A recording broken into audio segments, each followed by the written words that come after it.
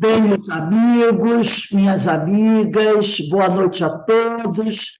Nós estamos aqui na Sociedade de Estudos Espíritas Francisco de Assis, hoje, dia 6 de abril de 2023, nessa quinta-feira, e todas as quintas-feiras nós estudamos essa obra, o Evangelho segundo o Espiritismo, de Allan Kardec.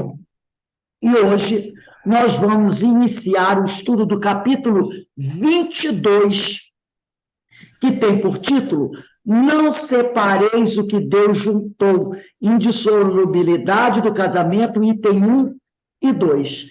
E hoje nós recebemos aqui, com muito prazer, o nosso querido irmão, trabalhador do Centro Espírita Eurípides Barçanufo, de São Paulo.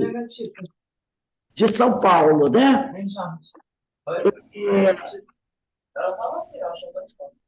Pindamonhangaba. Pindamonhangaba. Ele, trabalhador, né, já com muita doutrina, já nos falou, tive o prazer de conhecer o Chico, bem, assim, né? Está começando agora.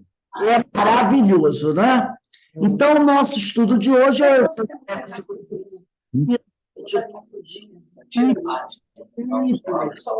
pedir aos companheiros para desligarem os microfones, tá bom? Eu vou fazer aqui só. Então, antes de iniciarmos a nossa palestra, que vai de 18h40 até as 19h30, se você precisar de mais 5 minutinhos, tá, Gustavo? Pode ficar à vontade, pode avançar um pouquinho, não tem problema nenhum. O Gustavo Ramos vai fazer o nosso estudo. Mas antes de iniciarmos, eu vou ler uma página desse livro aqui, ó, que é Conversando com o Leão Denis.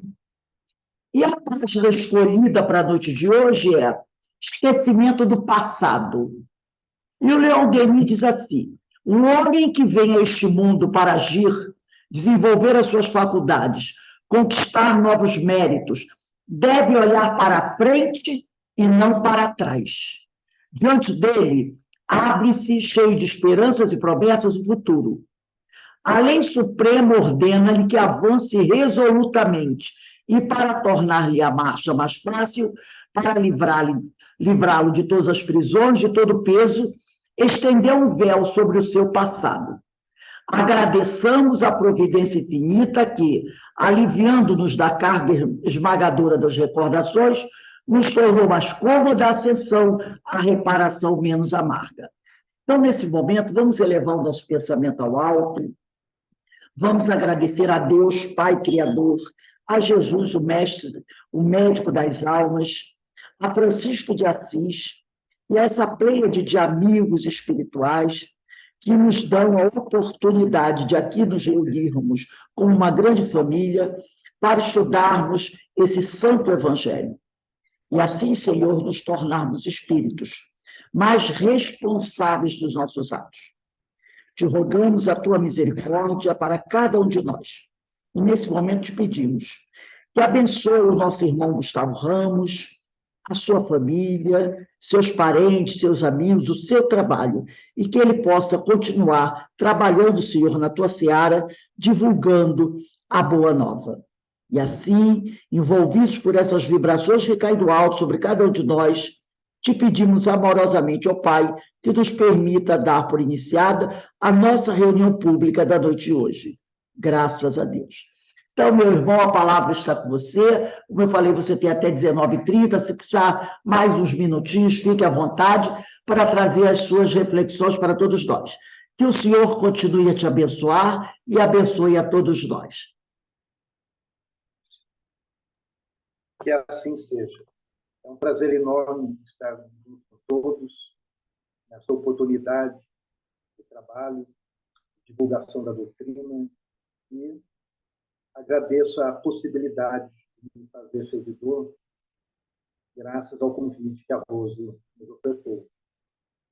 Eu recebi o tema com muito agrado, porque eu sou advogado, trabalho na área jurídica, e desde a minha formação no direito de família, eu sempre tive que permear com casamentos, com separações, com divórcios. Então, sempre foi um tema muito palpitante, conciliando os conhecimentos jurídicos com as orientações da espiritualidade, principalmente que a doutrina espírita nos coloca acerca do casamento.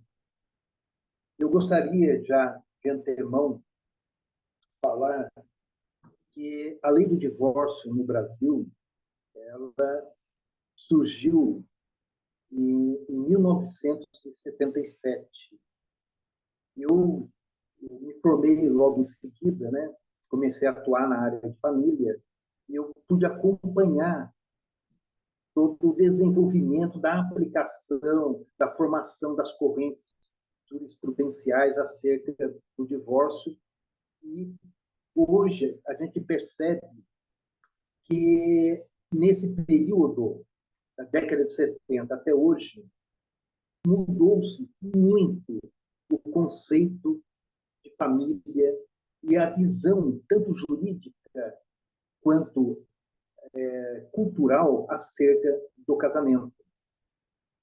Percebemos que aquele casamento tradicional, que permeava o século XIX, que adentrou o século XX, após a década de 70, com o grande movimento da contracultura, que veio da América do Norte, permeou aqui as nossas terras aqui do Sul da América, nós percebemos que o casamento ele passou a ter uma visibilidade muito diferente. A família não é mais falada e discutida como uma formação do homem e da mulher que se unem diante do compromisso da fidelidade e constituir a prole. Nós percebemos que hoje, juridicamente, se fala muito mais em núcleo familiar, porque nós temos a família, o casal homoafetivo. Hoje, nós percebemos uma variedade de circunstâncias que compõem a estrutura da família, mas que nem por isso faz com que a responsabilidade e a rigidez dos laços que unem os espíritos ali comprometidos não se percam jamais. E hoje nós percebemos, então, que o casamento, ele sempre, ele foi tido como um processo de aperfeiçoamento da própria civilização. Desde a antiguidade, desde a Roma antiga, desde a Grécia, quando foram se estabelecendo regras da monogamia e estabelecendo condições e regras na união de um casamento, obedecendo rituais, mas, acima de tudo, obedecendo a norma civil, o Livro dos Espíritos nos fala que todo esse processo se desenvolve dando mostras que a sociedade cada vez mais vai aperfeiçoando as suas leis e que essa monogamia e essa seriedade na relação da formação da família já demonstra por si só um progresso da própria civilização, o progresso da sociedade. Mas a família constituída a partir de um casamento, nós verificamos que desde de Moisés, depois ratificado por Jesus no Evangelho, nós verificamos que não se deve jamais quebrantar aquilo que Deus juntou. E daí o tópico evangélico trata da indissolubilidade do casamento. Mas os Espíritos estão a nos ensinar que essa ligação de almas é o que importa e é o que Deus está unindo. As convenções sociais, que muitas vezes são realizadas na conjunção da matéria, da carne, isso não se torna indissolúvel. Pelo contrário, faz-se necessário, muitas vezes, adequações para trazer equilíbrios aqui na Terra diante das fragilidades nas ligações dos espíritos na escolha do próprio casamento. Tanto é verdade que o casamento, já no início do século XX, ainda tinha aquela cultura que objetivava unir famílias mais abonadas. Muitas vezes a mulher não tinha nem escolha e nem se entregava a um casamento por amor. Eu gostaria até de lembrar aqui o caso que é muito conhecido na literatura espírita dos pais do Eurípides Barçanufo, a dona Meca, né, que era uma adolescente de 14 anos de idade, e que em 1870 e alguma coisa, ela foi comunicada que ela iria casar-se com o seu Mojico. E ela não conhecia. E é marcada uma reunião, então, na casa dela, e ela não poderia participar da reunião, ficou no quarto com a irmã, e os pais dela recebem o seu Mojico jovem, e naquela época esses casamentos assim prematuros se tornaram necessários por causa da Guerra do Paraguai. Então havia certas combinações de casamento para evitar que um filho, uma prole, fosse para a Guerra do Paraguai. Mas naquele caso, então, conta a dona Meca que chega o seu Mojico acompanhado de um primo. E ela não sabia com quem que ela ia casar, porque ela olhou pela fresta da porta, a conversa na sala, e ela só enxergava o primo.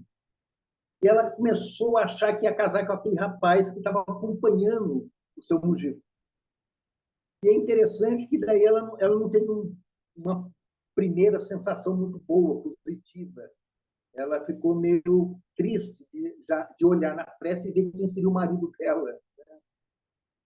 E ela só foi, então, perceber que não era aquele que ela tinha visto pela fresta da porta, na igreja, no dia do casamento, aquela criança, dona Meca, quando entra, então, o seu Mojico. E ela fala que daí ela viu o marido dela, e ela tem, na hora, o regozijo, porque foi um amor à primeira vista na igreja. Então, estou falando isso aqui no Brasil, na família de Eurípides Barçanufo. Os pais de Eurípides casaram nessas circunstâncias, né? Um casamento com mais de 14 filhos, e Eurípides Barçanufo foi um deles. Bem, diante de tudo isso, nós percebemos, então, que aos olhos da espiritualidade, nada acontece por acaso. Isso é uma lei. Não existe a casualidade na providência divina. Jamais. Todas as ligações de parentesco aqui na Terra, elas são pré-estabelecidas na espiritualidade antes de nós reencarnarmos. Existe uma programação reencarnatória que estabelece o gênero da vida que nós teremos, as circunstâncias que viveremos e com quem nós nos relacionaremos. Ninguém vem à Terra de uma forma fortuita, sem compromissos sérios. Mas, através do livre-arbítrio, nós podemos, sim, modificar as programações, mas sempre gerando responsabilidades, agravando ou atenuando compromissos, porque o que se trata são dos gêneros. Então, quando nós reencarnamos, nós já temos um pré-estabelecido, todo um circuito de espíritos que irão nos acompanhar, que fazem parte de grupo, de uma família espiritual, que nós, no passado, tivemos relacionamentos bons ou ruins. E, em razão disso, nós percebemos, então, que o casamento ele é, sem dúvida, uma das maiores oportunidades de reconciliação ou de união de forças para que nós construamos as nossas bases de felicidade. André Luiz, no livro Nosso Lar, ele, em dada oportunidade, ele vai visitar a casa de Tobias. E, naquele momento, chegando à casa de Tobias, lhe é apresentado duas senhoras, a dona Hilda e a dona Luciana. A dona Hilda, um pouco mais velha, uma senhora já matrona, e a Luciana, um pouco mais jovem, uma senhora já da meia idade, mais jovem. E o Tobias, então, recebendo André Luiz em sua residência na cidade de Nosso Lar, narra-lhe as circunstâncias da última reencarnação, onde ele fora casado com essas duas senhoras. A dona Hilda fora a primeira esposa dele, que falecera quando deu à luz ao segundo filho, e a Luciana veio a ser a segunda esposa de Tobias aqui na Terra. André Luiz sente-se curioso e até um pouco incomodado naquela circunstância de estar vendo naquela residência, na colônia, Tobias residindo com essas duas ex-esposas. Só que, ao apresentá-las, a dona Hilda ele apresenta como esposa e a Luciana ele apresenta como irmã. Uma irmã. E quando eles vão conversar, e as experiências são colocadas em aprendizado, a dona Hilda narra que, após o desencarne, ela deixara o marido viúvo logo no início de um casamento, com dois filhos, e ela viu a dificuldade imensa no trato com as crianças, no trabalho profissional do marido viúvo. Não tinha com quem deixar as crianças, a cunhada dela não tinha trato com os sobrinhos, a governanta não tratava bem das crianças. Uma série de circunstâncias negativas na luta desse homem viúvo com aquelas crianças. E foi quando ele conheceu a Luciana, que ele deu a casar, e ela passa a ser a mãe afetiva dessas crianças, educando-as. A dona Hilda conta que, naquele momento, ela sentiu muitos ciúmes de ver o ex-marido convolando núpcias com outra mulher. E ela chegou a perseguir aquele casal, inconformado com aquele relacionamento. Momento em que a sua avó, no plano espiritual, lhe procura, lhe aborda e lhe fala que ela tinha que render graças àquela mulher que estava agora cuidando e educando os filhos dela com zelo e carinho, que tratava do ex-marido nas dificuldades, nas intemperanças, que ela era uma aliada, uma parceira. Foi quando a dona Hilda, então, percebe realmente o valor daquela segunda esposa e passa, ao contrário do que vinha acontecendo, passa a colaborar, a ajudar, a vibrar para aquele novo casamento do seu ex-marido. E no plano espiritual, as duas se encontram e vão morar juntas. Mas o que eu gostaria de colocar é que, para aqui na Terra, os laços do casamento, as duas são esposas. Uma falecida e a segunda que ele obteve aqui no matrimônio. Mas os laços da alma, o Tobias deixa claro que a relação de alma era com a Hilda. A relação com a Luciana, ele declara ser de fraternidade. Um casamento aliado à fraternidade.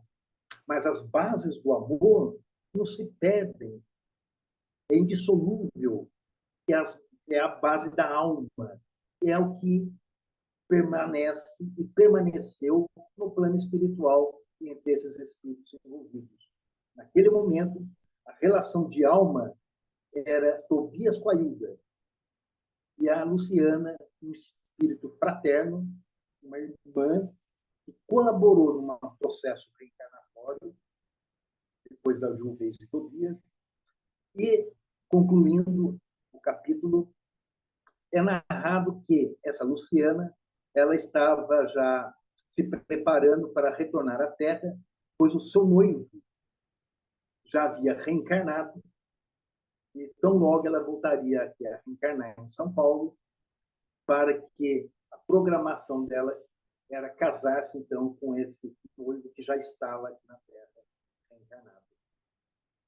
Por essa notícia que André Luiz nos passa, narrando o caso de Tobias, nós verificamos de uma forma bem cristalina o que é uma ligação por alma, o que são as ligações necessárias aqui na Terra, muitas vezes em laços de fraternidade e amizade, mas também em laços difíceis, de compromisso, de reparação.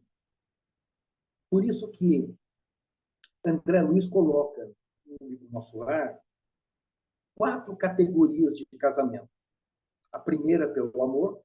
A segunda, nós falamos da Luciana, o exemplo de fraternidade.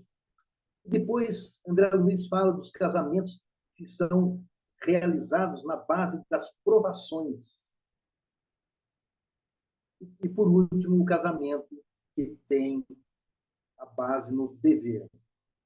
Quando se fala de provações, são os compromissos, né, que Emmanuel, inclusive, no livro Vida e Sexo, conta como que poderia 2 espíritos inimigos se namorarem, noivarem e casarem, sendo tão inimigos.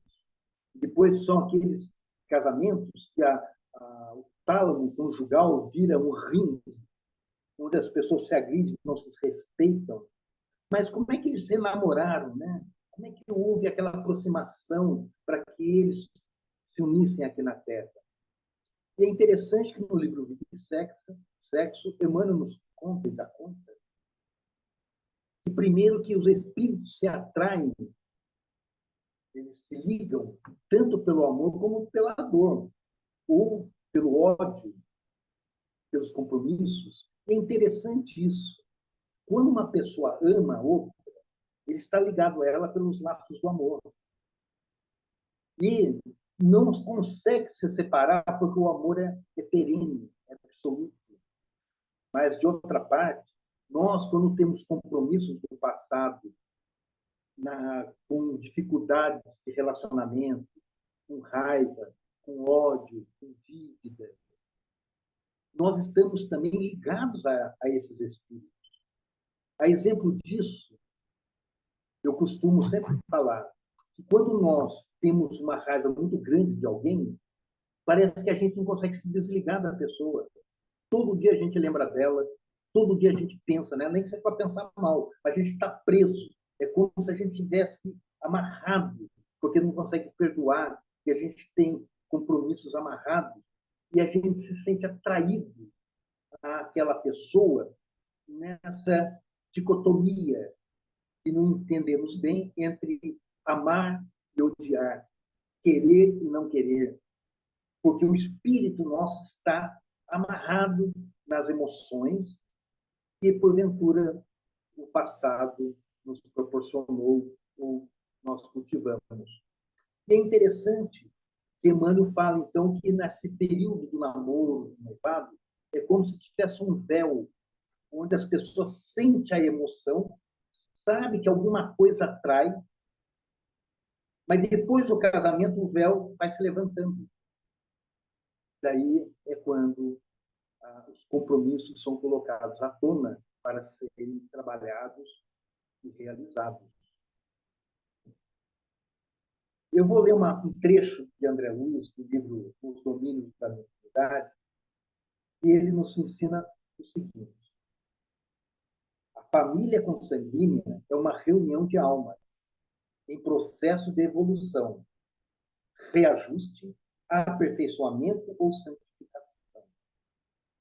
Então, nós percebemos que os casamentos, eles têm em si um grande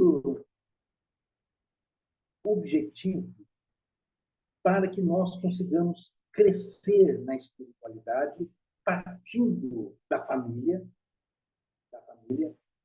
do núcleo familiar, para que a gente resgate os nossos compromissos e realize os nossos trabalhos aqui na Terra. Só que nós, espíritas, sabemos que cada espírito, traz em si uma bagagem espiritual diferenciada. Nós não somos só o substrato da educação que tivemos nessa existência. O nosso conhecimento não é só o que nós amealhamos na presente existência. As nossas experiências são milenares. Quando dois nubentes se encontram, cada qual é um espírito antiquíssimo, trazendo suas fobias, suas taras, seus medos, trazendo em si toda uma carga e uma bagagem de vivências do passado, que muitas vezes estão no inconsciente, mas formando toda uma personalidade em que nem nós, muitas vezes, nos conhecemos. Dois espíritos totalmente diferentes um do outro, mas com compromissos de unirem-se num projeto, que é o projeto de casar-se, constituindo aqui a família. E nós percebemos que dentro desse projeto nós podemos realizar muito se tivermos a vigilância para que a gente consiga fazer com que as bases dessa família a ser constituída tenha como sustentar o Evangelho de Jesus. Quando nós percebemos que Jesus faz parte de qualquer família, ele está presente naquela família, nós verificamos que todas as tempestades e dificuldades podem assombrar aquele núcleo familiar, mas jamais derruba. Porque Jesus, ele estando presente à mesa, presente dentro da família, nós perceberemos, então, a estrutura do equilíbrio. Eu gostaria aqui de lembrar que existe uma cultura que é romana, que era cultuar os seus ancestrais, que eram chamados de numes na antiga Roma, através de um fogo que acendia dentro da residência. E aquele fogo jamais podia ser apagado. E aquele fogo representava a divindade dos seus antepassados. A Roma antiga chamava esse fogo, esse local que acendia o fogo para cultuar a divindade dos familiares de de lareira. Então, lareira era o recipiente que era colocado o fogo para cultuar as divindades. E é interessante que no lugar da lareira que ficava o dispositivo do fogo tinha o nome de lar. Então, a palavra lar era o local em que acendia o fogo e controlava o fogo no lar, para que a lareira ficasse acesa. E é interessante lembrar que sempre colocava-se esse fogo na cozinha das residências romanas. Eu achei muito interessante isso, porque a cultura nossa é a lareira na sala aquecendo a família, né? Mas, da mesma forma, nós temos aqui uma cultura também que o lugar mais informal e mais verdadeiro de uma casa é a cozinha. Por isso que a gente sempre fala que os amigos a gente recebe na sala. Desculpa, as visitas a gente recebe na sala. Os amigos a gente conversa na cozinha, né? Pelo menos aqui no interior de São Paulo, eu acredito que em Minas, então, deve ser muito mais praticado isso. Tanto é que os amigos entram pela cozinha e saem pela cozinha. Na cozinha você toma um cafezinho no copo. Agora, quando vem com bandeja na sala, é porque visita, você não tem muita intimidade.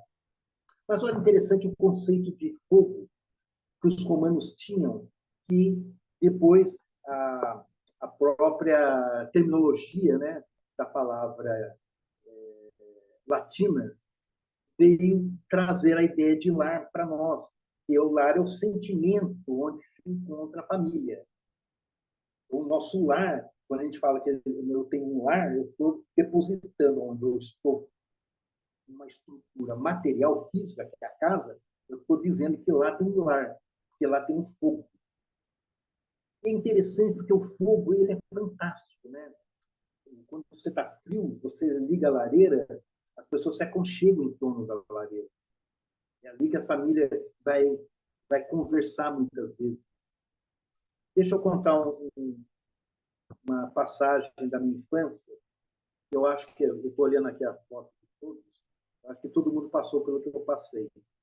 Na década de 60, década de 50, era muito comum as famílias, em primeiro lugar, terem bastante número de filhos. Né? Foram diminuindo. Os meus avós, geralmente, as famílias tinham 10 filhos. Os meus pais já eram família de 5, 6 filhos. Eu já sou uma geração de 3, 4. Os meus filhos já têm 2. Quando você fala com um jovem hoje, recém-casado, e fala que vai ter 3 filhos, você já acha família grande. No passado, 3 filhos era família pequena, né? Então, o que eu queria lembrar a vocês é que quando nós morávamos nessa época aqui no interior de São Paulo, a coisa mais comum era quando chovia, acabava a energia, a eletricidade da casa. Hoje não é com tanta frequência, é raro. Mas na nossa época, começava a chover, você já tinha as velas guardadas no lugar certo, você já tinha a caixa de fósforo guardada no lugar certo, porque chuva forte, acabava a energia. E chegava a ficar 7, 8 horas para voltar a energia da residência.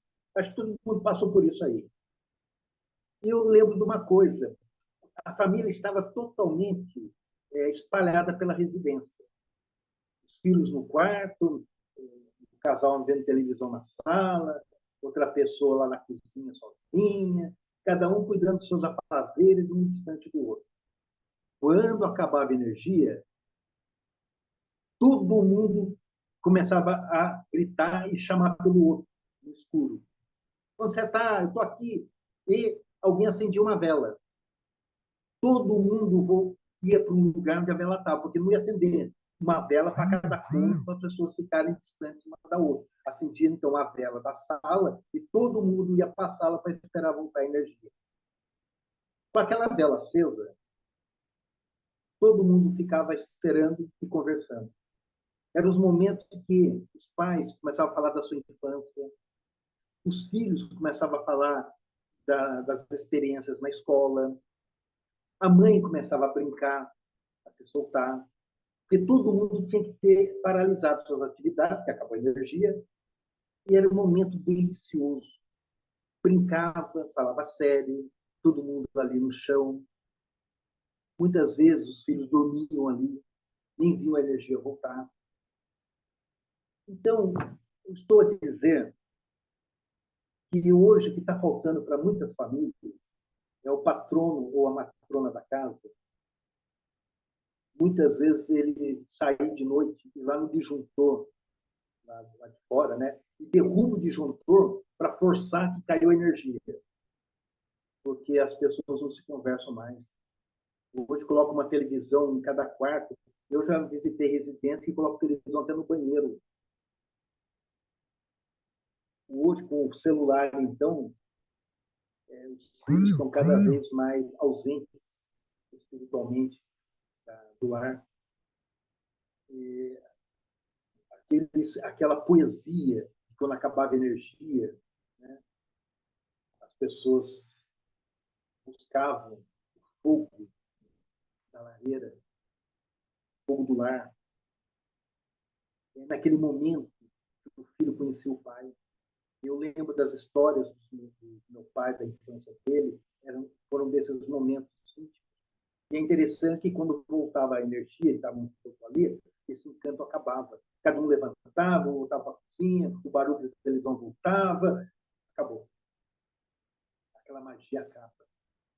Então, nós temos que hoje buscar efetivamente perceber que nós temos compromissos a serem realizados com a nossa família. Compromissos. E possamos entender que, se nós reencarnamos nas circunstâncias que nos encontramos hoje, e muitas vezes estamos preocupados, agora aqui estou a falar para os jovens, né? Os jovens. Será que eu vou casar com a pessoa certa? Será que eu estou namorando a pessoa que eu tenho que casar? Será que eu não tenho que casar? Será que eu estou passando uma crise e tenho que me separar?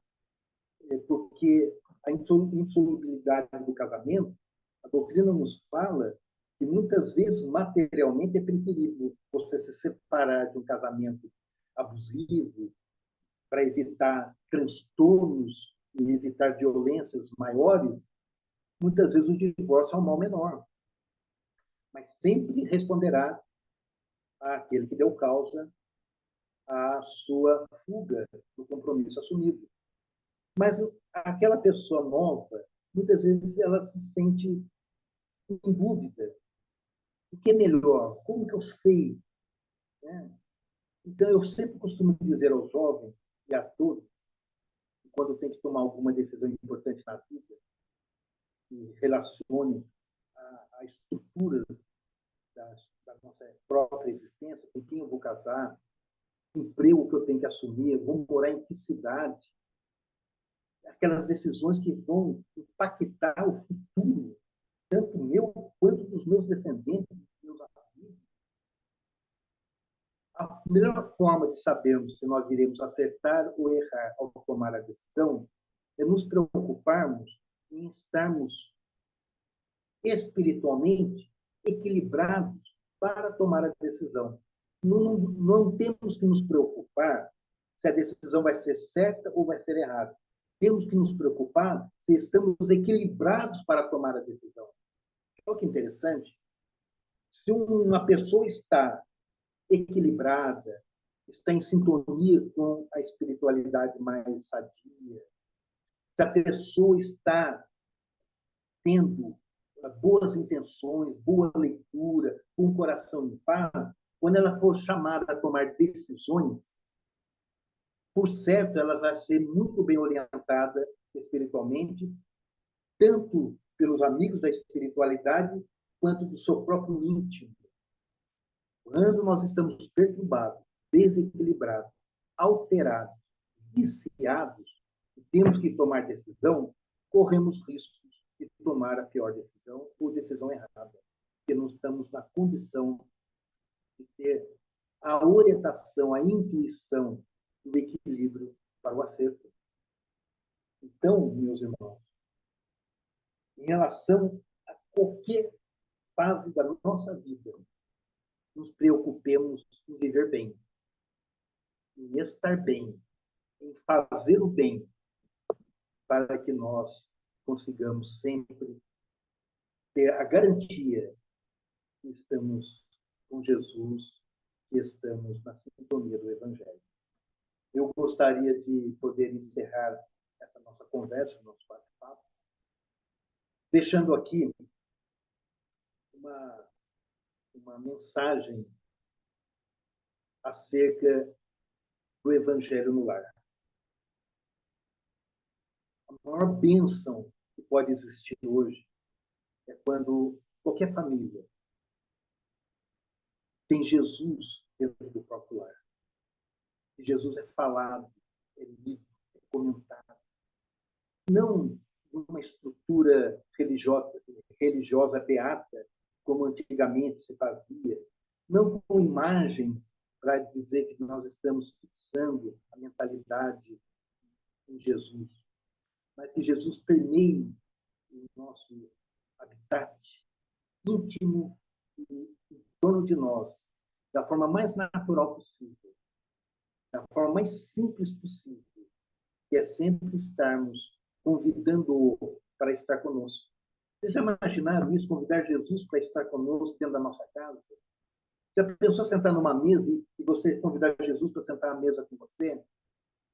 Já pensou você acordar de manhã e saber que Jesus está acordando com você de manhã?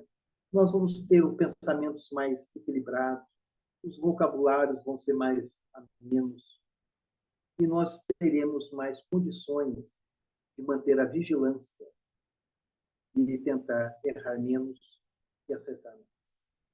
Que Jesus abençoe a todos nós e nos ajude nessa empreitada. Eu agradeço novamente a oportunidade e deixo aqui um beijo para todos os amigos que compraram Petrópolis. Obrigado. Nós agradecemos ao nosso irmão Gustavo pelas suas reflexões, e ele agora relembrando para a gente aquele momento da falta de luz, realmente era muito... Realmente eu viajei no tempo, porque acendia-se aquela vela, a criançada corria e ficávamos ali juntos. Eu me lembro bem também, meu pai e minha mãe contando as aventuras de quando eles eram crianças, o que faziam, e a gente ficava ali, né? E muitas vezes íamos dormir realmente sem ver a luz voltar. Então, realmente foi um momento muito grande. Eu acho que todos nós precisamos agora comprar uma boa tesoura e, de vez em quando, ir lá e cortar o fio de juntou, para que possamos voltar a ter essa união entre a família e voltar à conversa da família, né? Que é o que eu acho que é isso que está faltando, o diálogo dentro da família, aquela reunião onde todos sentávamos para almoçar juntos ou jantar juntos, isso também era uma coisa muito importante. Então, meu amigo, muito obrigado por trazer para a gente essas lembranças, esses alertas, e que todos nós possamos aproveitar para fazer uma boa reflexão de como as coisas andam dentro do nosso lar. E uma lembrança também que o Gustavo fez aqui, que eu quero ratificar, que é a instalação do culto no lar em família. Isso é muito importante, né? Nós, espíritas, não podemos abrir mão de realizarmos o culto no lar em família. Porque diz Joana de Ângeles que se a pessoa realiza o culto do lar uma vez por semana é bom, imagine se nós fizéssemos todos os dias, né? Então, ela traz essa mensagem, e, mais uma vez, eu agradeço a presença de todos os amigos. Eu espero poder contar novamente com o Gustavo aqui conosco em futuras tarefas, e, né, foi muito bom, todo mundo gostou. Então, meu amigo, mais uma vez, muito obrigado, que Deus te abençoe. Então, nós encerrando a nossa reunião da noite de hoje, pedindo aqui a nossa irmã Denise para fazer a nossa palestra, nossa prece de encerramento. Denise, por favor. Pai amado, os nossos corações em festa, por tantos ensinamentos que nos foi trazido, tantas reflexões. Realmente, Senhor, uma excelente oportunidade que temos de aqui nos reunirmos como família espírita, como família que o nosso Pai Celestial reúne para que possamos aprender uns com os outros. Então, gratos estamos, Senhor, agradecidos por mais essa excelente oportunidade, onde os nossos corações se encontram, fazendo com que nossa mente evolua, cresça, absorva esses ensinamentos e que possamos praticá-los nos nossos atos, em todos os nossos atos. Que os nossos sentimentos sejam envolvidos por esse amor e que possamos sempre estender as mãos aos nossos irmãos, auxiliando da forma que pudermos, para que possamos caminhar e chegarmos aos braços do nosso Pai Celestial. Então, Pai amado, só temos que lhes agradecer e pedimos que dê por encerrar a nossa reunião familiar da noite de hoje. Esteja conosco, Pai amado, hoje e sempre. Seja feita a vossa vontade. Que assim seja. Graças a Deus. Então, meus irmãos, quero desejar uma boa noite a todos, um bom fim de semana, domingo de Páscoa, né? Que o Pai possa nos envolver e nos abençoar sempre. Gustavo, mais uma vez, muito obrigado. Leve o nosso abraço à casa de Eurípides Barçanufo, esse querido irmão que tanto nos auxilia. Ó, um beijo no coração de todos. Boa noite. Boa noite. Obrigada. Deus nos abençoe. Até amanhã. Boa noite, muita paz. Feliz Páscoa a todos. Feliz Até Páscoa. mais. Feliz Páscoa para todos vocês, meus irmãos. Feliz Páscoa para todos nós. Paz. Deus nos abençoe. Igualmente, muito obrigado. Boa Até a noite. próxima reunião. Boa Boa noite. noite. Até a próxima. Amanhã teremos estudo, hein, gente? Amanhã teremos estudo. Ok.